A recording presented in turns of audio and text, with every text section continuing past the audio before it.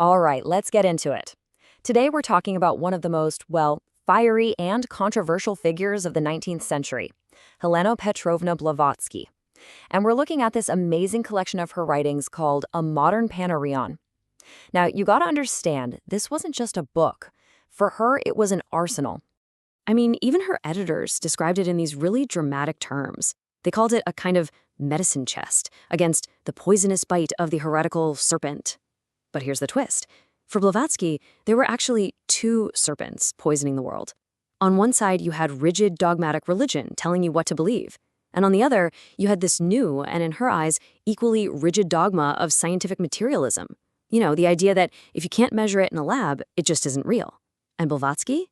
She planted her flag right in the middle of that battlefield, armed with her own, let's say, unique experiences. And that battle, it found its most public, most dramatic stage in the last place you'd ever expect, a remote farmhouse way out in Chittenden, Vermont. This is where a series of seances held by a family named Eddie became this huge public spectacle.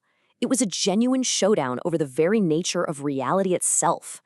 At the very center of this storm, you've got these two larger-than-life figures. In one corner, Madame Blavatsky. She's a world traveler, an occultist, and she's all in. She actually stays at this farmhouse for 14 days, 2 full weeks, and meticulously documents 119 different apparitions. In the other corner, you have Dr. George Beard. He's a prominent physician, a total champion of scientific skepticism. He shows up, stays for less than 2 days, sees a couple of things, and declares the whole thing a cheap trick. And, you know, Beard did not mince words. He went to the press and publicly called the Eddy family the greatest frauds who cannot do even good trickery. Ouch. For him, case closed. It was a scam. The people who fell for it were fools, and he, the brilliant man of science, had cracked the whole case in less than 48 hours. But for Blavatsky, well, the fight was just getting started. So here's what's so crucial to understand. Blavatsky's defense wasn't just some vague feeling or belief. No, it was built on incredibly specific, personal, and frankly, kind of bizarre testimony. She claimed the apparitions she saw were directly tied to her own life and her extensive travels around the world. I mean, think about this list. A Georgian boy who, at her request, plays a specific Circassian dance on a guitar. A Persian merchant she knew for 20 years who appears and tries to talk to her in a mix of Georgian and Persian. A Kurdish warrior chief, a man who she says saved her life years ago in Armenia. There was a Circassian nuker who literally corrected her pronunciation of his name in guttural Tartar. An old Russian nurse from her childhood popped up and called her by a pet name only she would know. An African conjurer she recognized from her travels. And get this, a man appears who she thinks is her father, but he corrects her in Russian, saying, "No, I am your uncle." This wasn't just generic ghosts in white sheets. This was a parade of cultures, languages, and personal histories that she basically argued there was no way in hell some simple farmers in Vermont could ever possibly fake. And that leads to her most brilliant counter-argument against Beard's whole, it's just a trick theory. How? How could the Eddies pull this off? Blavatsky put it perfectly, and with a heavy dose of sarcasm, I might add. She wrote, "All the wardrobe of Niblo's theater would not suffice to attire the numbers of spirits that emerge night after night from an empty little closet." Think about it. Where are they hiding all these costumes? The Russian headgear, the Kurdish spears, the Persian slippers. The cabinet they supposedly came out of was checked every single night and was found to be empty. So then she moves from defending her position to just going on a direct assault against Beard's credibility. Beard's whole argument rested on the idea that the room was just too dark to see anything clearly. Blavatsky just fires right back. When he affirms that the seance room is generally so dark that one cannot recognize at 3 feet distance his own mother, he says what is not true. Flat out called him a liar. And she pointed out that she, along with hundreds of other witnesses, said the light was often fine and that sometimes the spirits themselves would call for more light. So it was a total contradiction of a key piece of Beard's scientific evidence. And this is where she gets really clever. She completely flips Beard's skepticism back on him. She basically argued that for him to just dismiss the testimony of hundreds of eyewitnesses, people who'd been there for weeks and months, all based on his own little 2-day visit, well, that required its own kind of blind faith. As she put it, his whole expose requires a ridiculous faith on the part of the writer in his own infallibility. You see what she did there? She's saying he's not being scientific, he's just being arrogant. And then she lands her most devastating personal blow. See, Beard had actually admitted that when he went to the farmhouse, he pretended to be a disheveled simpleton to try and trick the Eddies. Blavatsky just pounced on this.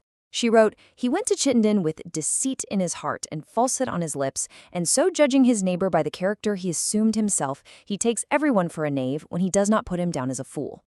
Her point was that his entire investigation was tainted from the very beginning by his own dishonesty.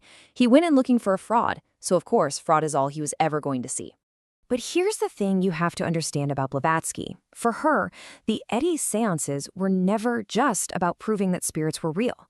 That was just one small piece of the puzzle. They were a window, a dramatic example of a much, much larger, hidden reality that she believed was all around us, just waiting to be explored. And this brings us to the absolute core of her life's work, occultism. Now, I know when we hear that word today, our minds might go to some pretty dark and spooky places. But for Blavatsky, it wasn't about superstition or black magic at all. For her, it was a serious study of the hidden, subtle forces of nature. And, this is the key part, the latent psychic and spiritual powers that she believed exist inside every single human being. In her mind, it was literally a science of the unseen. And those spirits at the Eddy farm, they were just one tiny corner of this vast, paranormal world she was investigating. Her writings are just filled with accounts of all this other phenomena from her travels. Things like mesmerism and induced trances, the idea of the double, an astral body that could leave your physical body and travel on its own. She wrote about yogis in India levitating without any wires or support, a clairvoyant girl who, while in a trance, identified murderers from miles away, and fakirs who could survive being buried alive for weeks in a state of suspended animation. To her, all of this pointed to a universe that was way more complex and way more mysterious than mainstream science or religion was willing to even consider. So, having laid out all of her evidence and this incredible worldview, Blavatsky circles right back to the main event, the conflict with Dr. Beard.